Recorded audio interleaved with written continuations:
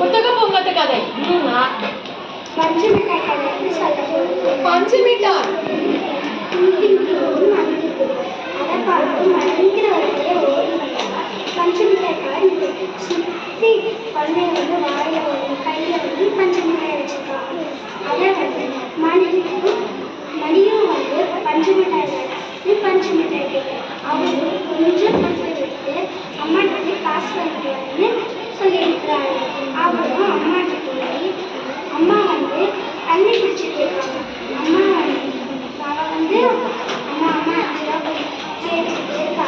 அம்மா போற காசு அப்படின்னு சொல்லி ஆனால் மணி கையில அப்புறம் வந்து சோகமாக ஒரு அப்புறம் வந்து நம்பி வந்து கையில 2 ரூபாய். நம்பினா தோழி தோழி வராங்க. தோழி வந்து ரொம்ப சோகமா இருக்கு. ஏன்னா பஞ்சு கையாக 2 ரூபாய் இருக்காங்க.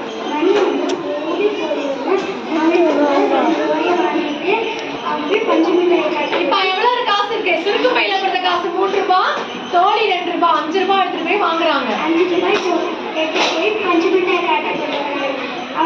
அவங்க போய் 5 ரூபாய்க்கு நிறைய பஞ்சு மிட்டாய் கொடுத்து தாக்கிட்டாங்க.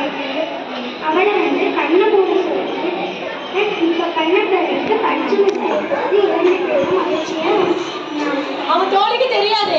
சஸ்பென்ஸா வாங்கிட்டு வந்து என்ன பண்றாங்க? கொடுக்குறாங்க. இருவரும் இணைந்து சாப்பிடுறாங்க. இந்த கதையில இருந்து என்ன தெரிஞ்சுக்கிட்டீங்க? எல்லாரும் ஒற்றுமையா இருக்கணும். ஒருத்தருக்கு ஒருத்தர் என்ன பண்ணணும்? உதவி செய்யணும், பகிர்ந்து வாழணும். Very good. கிளாப் பண்ணுங்க.